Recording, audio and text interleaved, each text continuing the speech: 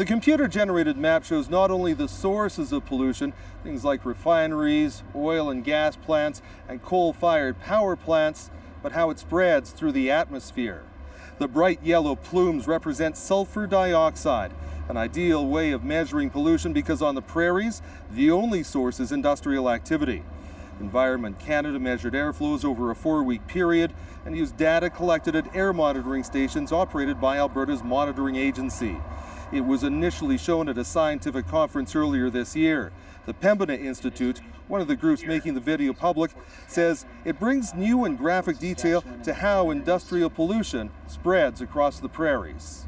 Well, I think it really outlines the cumulative effects that are present from a large number of emission sources.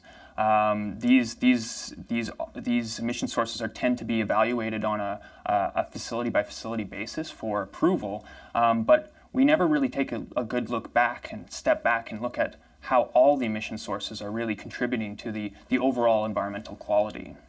Environment Canada says the model is intended to provide air quality forecasting and predict the impact of changes in emissions on air quality. For Alberta's monitoring agency, it's also a way to gauge where the highest levels of pollution will be found on the ground and how far it's traveled. And based on that model, pollution is traveling greater distances and over greater areas than originally expected. Terry Reith, CBC News, Edmonton.